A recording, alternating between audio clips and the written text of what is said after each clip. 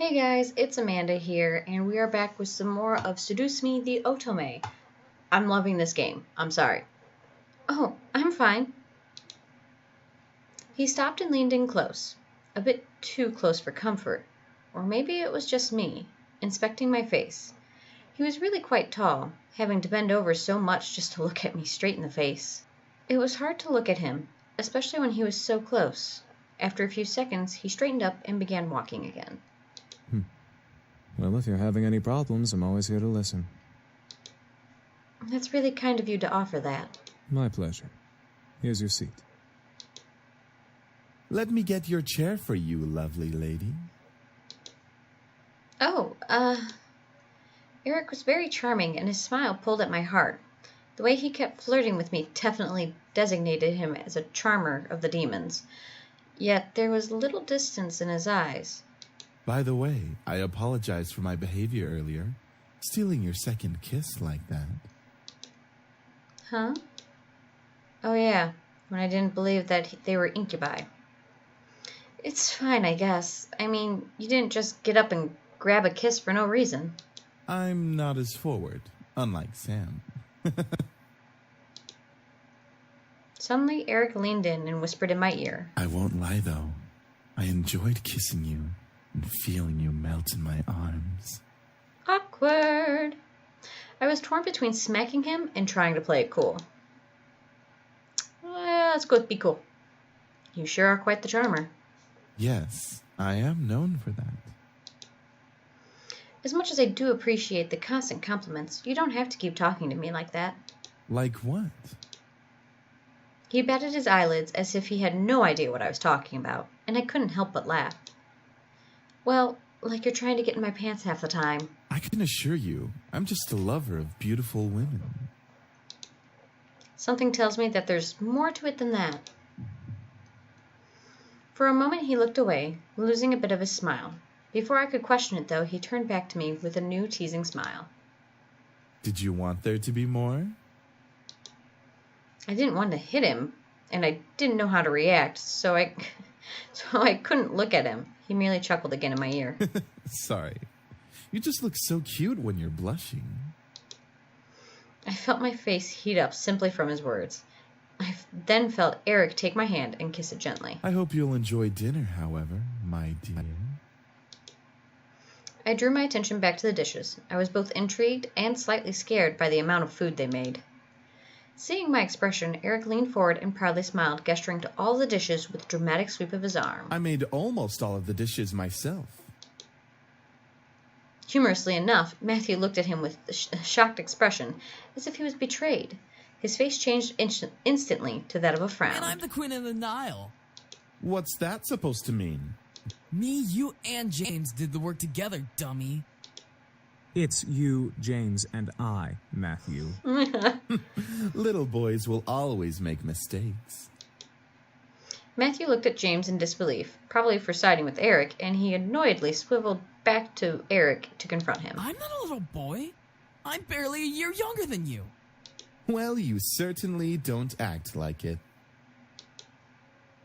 I really couldn't help but laugh. Matthew seemed very much like a kid. He was adorable. However, I couldn't help but feel like, in a way, he was much more mature than the others, especially Eric.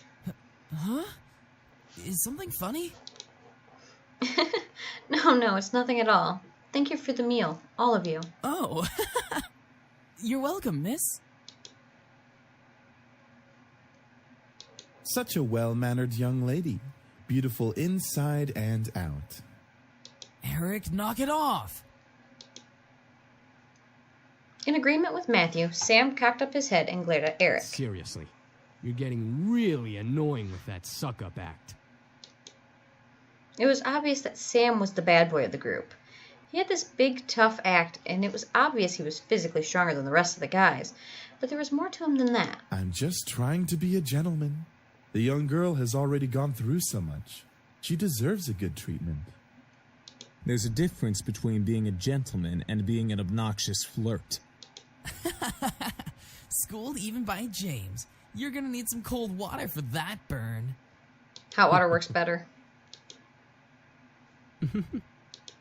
By the way, I don't believe we caught your name even though you know each of us.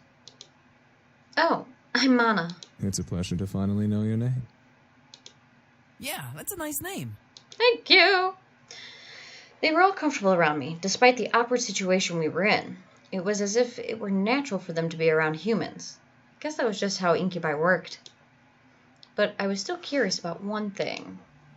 Excuse me. All at once they looked at me. I didn't know why, but having all of them look at me made me feel kind of important. Like a queen or something. What is it, miss? I wanted to thank you for the food, but I still want to know why you all came here. I feel like I don't quite understand. Understand? Yeah.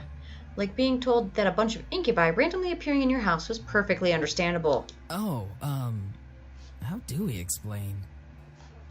We were attacked. We came here to heal. What's so difficult to understand? Now you're just being rude, Sam. I'm just saying, how is that difficult to understand? No, I mean, what specifically happened? Well, you see, we've been traveling around for quite some time now. Just recently we came into town, but we were jumped by this band of misfits. So, in order to escape and heal, we came here for shelter. Again, we apologize for the mess we made. It's fine, I guess. So you're all better now, right? Yup, all thanks to you. Huh? Me? You see, beautiful, we feed on sexual energy. But we don't just get it from kissing lovely ladies such as yourself. We can simply touch someone's hand to obtain sexual energy. Everyone carries sexual energy, you know. Ain't that the truth? I was still in shock about their powers. It wasn't just kisses that gave them power, it was anything physical. No wonder I was out for a while. These incubi intrigued me, but at the same time, I could almost hear a warning siren going off in my head. Is there anything else you wish to know? Well, what do you all plan to do now? Yeah, what are we gonna do now, James? That is a very good question. We just got here and surely we'll be hunted again if we leave. We can take him easily. Not without more training, Sam. The result of that was clearly evident in our last encounter with them. At that moment, I didn't know what came over me, but I suddenly felt sorry for them. They couldn't possibly survive out there. If they didn't know it was illegal to break into people's homes, they probably didn't know a bunch of other stuff. They probably would cause chaos all over town. Or, on the flip side, they could be taken in for questioning and be poked and prodded like lab frogs for research. That was even worse. But most of all, they reminded me of back then. I was standing alone. The entire classroom was filled with laughter and chatter, but I stood in the midst of it, quiet and alone. It was strange seeing the whole world pass in front of me with such vibrancy, all while I stood there. On the plus side, I wasn't engaged in any of the drama that it might have arisen, like scribbling on someone's paper for revenge or kicking someone too hard. It was kind of nice just standing back and watching things pass by, and life go on. I had long before convinced myself that I preferred being alone. I often said to myself in encouragement, yeah, I want to be alone. There's no one I like better than me, so I ought to spend more time with myself. But there was a certain bitterness that, coupled with being alone, made me feel so sad. There was a difference between being alone and being lonely. I just didn't realize it in that moment. And even after that moment, my father, my mother, there was no one to turn to. I was so lonely. That's when I decided on it right then. I was going to see my grandfather. I didn't care if my father wouldn't take me. I was going to walk my way over there and see what he had to say about it. I had never seen him before that. What better time to see him then? If no one else was going to help me with what I was feeling, I might as well have turned to him. So after school, I decided to walk there. I had no idea how to get there, and I was armed with only a scrap of paper with the address scribbled on it. As a 7-year-old, I obviously had great ideas. I I soon became lost, and like I always did when I felt lost, I just stood there on the sidewalk, back pressed up against the wall, and eyes looking at the strangers passing by. And, like always, people continued to pass by, and life continued to go on. I was sadder than ever. I had ended up in the situation I was originally in. Nothing had changed. I thought that I was silly for even thinking that I could change things with my own hands. That was until a voice brought me back to reality. Hun, is that you? I like how it says Hun. I looked up and saw an unfamiliar face, but it was obvious that whoever was talking to me knew who I was. And from that moment, things began to change. Life began moving its rusty joints, and I realized that things were moving along. Suddenly, I had become part of the crowd that moved like a blur past me. I was no longer someone who stood still and watched others hurry past. Life had changed. I had changed. Because the very person who found me that day was my grandfather. I had the opportunity to help them. Though, would I? I wanted to, but I wasn't sure if that was the best idea. After all, 5 demons in my house wasn't exactly the living arrangement that I had imagined when I first moved in. There was the matter of making sure no one found out about their powers. Thinking about them as lab rats made my stomach queasy.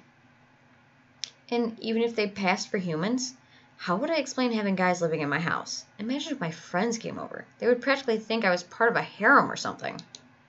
Oh God, imagine if my parents came over. I think my mom would faint.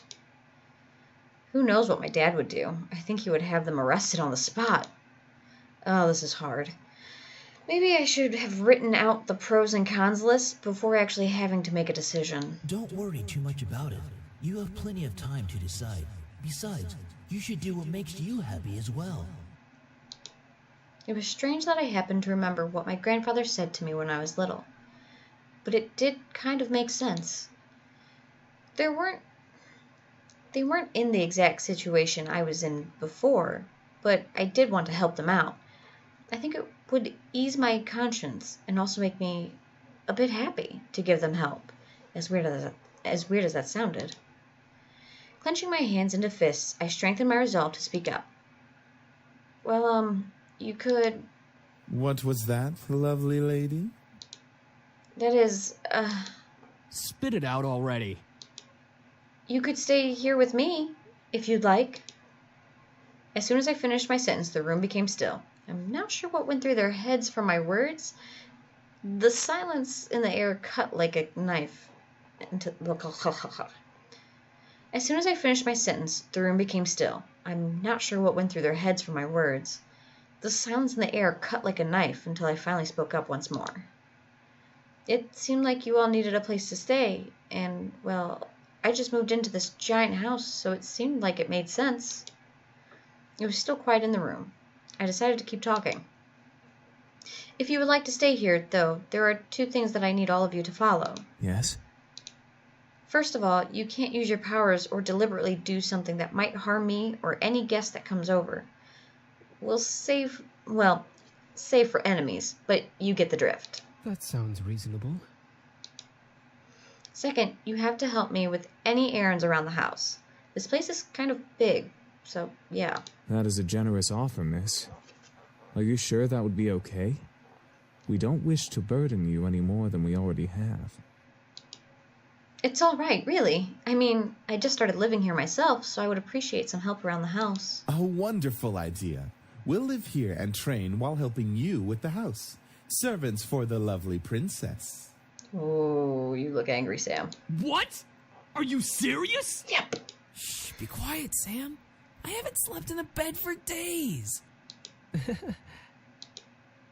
They all seemed to like the idea, except for Sam, and hey, I didn't really hate the idea either, even if they were incubi. It would be interesting having 5 guys help me with taking care of the house, given they would follow the rules that I had just laid down. Fine, but we're not staying here forever. Only until we can beat up that group of punks. I think that is a reasonable time limit for our stay. Yes, this is awesome. Also adorable. beautiful. If you need a bedfellow. Eric, knock it off. I was happy that they agreed. Maybe it was because I wasn't going to be lonely for a while.